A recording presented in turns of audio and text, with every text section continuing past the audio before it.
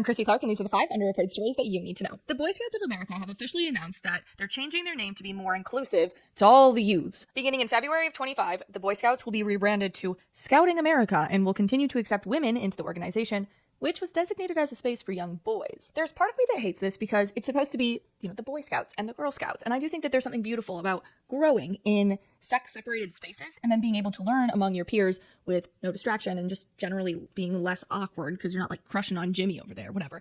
Then there's part of me that believes that this is done to appease the transgender activists. And this is yet another example of sex-segregated spaces being destroyed. But ultimately, the biggest part of me thinks that this is just some sort of cash grab. It's not about the principles or doing what's best for the kids. The Boy Scouts had to completely restructure their organization after they agreed to an $850 million settlement for hundreds of thousands of kids that were allegedly assaulted under the Boy Scouts. So I think that this current model of including the girls, this is them trying to make profit, right? When you're a space only for young boys and men, the profits are smaller than they would be if you got the girls involved. So I think they're just a bunch of greedy sons of bitches. Next up, the Manhattan prosecutor who was tasked with questioning porn star Stormy Daniels reportedly donated to Biden's 2020 campaign. Susan Hoffinger was hired by the Manhattan District Attorney's Office and was in charge of asking Stormy Daniels questions during the Trump hush money trial that ultimately led to Stormy Daniels just sitting there and detailing all the intimate moments of her having sex with Donald Trump. But the person who was asking these questions of Stormy Daniels may have an ulterior motive in asking them because she's donated money to Democratic political organizations in the last 2 years. She donated $500 to the Biden campaign in 2022 and contributed more than $900 to Act Blue, which is a Democrat-run political affiliation group. And the thing about uncovering a story like this is that it doesn't matter whether this woman is acting in the most fair manner ever now that she's been hired by the district attorney's office. No one is going to believe her intentions are pure when she's working on such a sham of a trial and has a history of donating to Trump's political opponents. It just makes her look like a conduit for the Democrats. Moving on, a group of anti-Israel protesters defaced a World War I memorial and lit an American flag on fire in Central Park.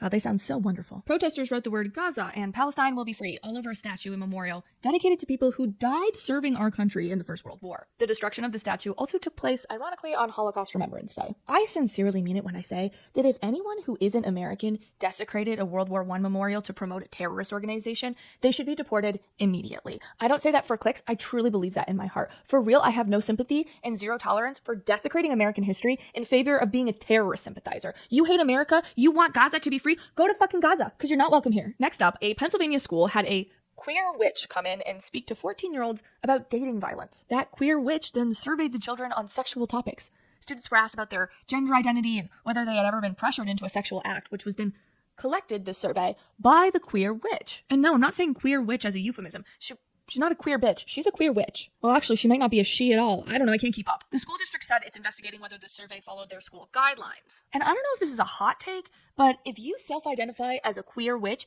you probably don't belong around impressionable 14-year-olds talking about sexual trauma. Some semblance of self-awareness could have prevented this from happening. And finally, former CNN anchor Don Lemon had pseudo-journalist total loser Taylor Loren on his show, and she claimed that the lack of freedom in Gaza is akin to the lack of freedom in Texas and Florida. You have to watch this shit for yourself to even believe it.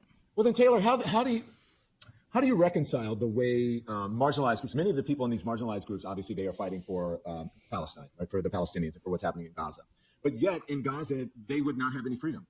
They don't have freedoms in Texas and Florida. Does that mean? But they don't. But I understand that. But Taylor, I'm a member of the LGBTQ community. If I go to Texas, they're not going to throw me off of a roof. They're not going. Oh my gosh, I can't even believe I'm going to say this, but it feels like Don Lemon was trying to have an honest conversation about how it's incredibly odd that these students and just generally progressive people claim to be champions of LGBT rights and also champions of a repressive society where, like Don Lemon said, they throw members of the LGBT community off of buildings. And he's trying to ask that question.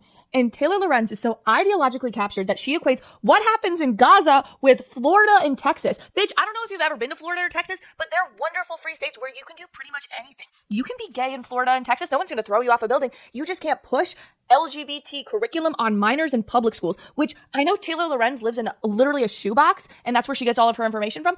That is like a universally accepted principle by the American people. I know we all know she's insane. I know we all know she's a fucking loser, but in case you needed another reason, here it is. Okay, that's all from me today. See you guys back here tomorrow.